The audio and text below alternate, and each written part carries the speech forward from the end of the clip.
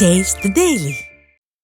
திண்டுக்கல் மாவட்டத்தில் அழிவின் விளிம்பில் உள்ள மா விவசாயத்தை பாதுகாக்க விரைந்து நடவடிக்கை எடுக்க வேண்டும் என விவசாயிகள் கோரிக்கை விடுத்துள்ளனர். கோபால்பட்டி உள்ளிட்ட பல்வேறு பகுதிகளில் 200 கோடி ரூபாய் அளவில் மாம்பழ ஏற்றுமதி நடைபெற்று வந்தது. வேலையாட்கள் பற்றாக்குறை, இடுபொருட்கள் விலை உயர்வு உள்ளிட்டவற்றால் மாங்காய் விளைச்சல் பாதிக்கப்பட்டுள்ளதால் விவசாயிகள் மாமரங்களை வெட்டி அழித்து வருகின்றனர்.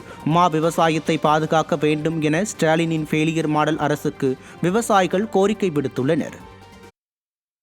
மாமரம் ரொம்ப விளைச்சல் கூட இருந்தாலும் விலைவாசி இல்லாதனால இப்போ மரத்தை பூரா வெட்டி அழிக்க ஆரம்பிச்சிட்டான்.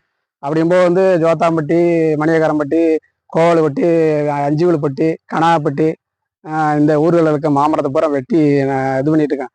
அதனால எங்களுக்கு ரொம்ப இந்த மரத்தை வெட்டச்சு ரொம்ப எங்களுக்கே கஷ்டமா இருக்கு. தாம்பரம் வேளச்சேரி பிரதான சாலையில் கடந்த 3 நாட்களாக கழிவுநீர் ஆறு போல் பெருக்கெடுத்து ஓடுவதால் அப்பகுதி மக்களும் வாகன ஓட்டிகளும் கடும் அவதிக்குள்ளாகியுள்ளனர். குடியிருப்பு பகுதி எதிரிலேயே கழிவுநீர் தேங்கியுள்ளதால் நோய் தொற்று பரவும் அபாயம் ஏற்பட்டுள்ளது. இவ்வழியாகவே உங்களுடன் ஸ்டாலின் நிகழ்ச்சிக்கு மாநகராட்சி ஆணையரும் அதிகாரிகளும் செல்லும் நிலையில் அவர்கள் கண்டும் காணாமல் இருப்பதாக மக்கள் குற்றம் சாட்டுகின்றனர். 3 நாளா மாதிரி போயிட்டு இருக்கு. ரோட்ல பஸ்ஸுக்காரெல்லாம் மேல அடிச்சு போறான் தண்ணியை, ஆட்டோக்காரன் மேலே அடிக்கிறான். அவன் என்ன பண்ண, எப்படி போவான்? அந்த பக்கம் ரைட்ல போக முடியாது, லெஃப்ட்ல தான் வந்தாகணும். பக்கத்துலேயே போலீஸ் ஸ்டேஷனு, நாத்தம் அடிக்குது. இதை கூட என்ன சொல்றது, சிங்கார சென்னை நாத்த சென்னையா போயிடுது.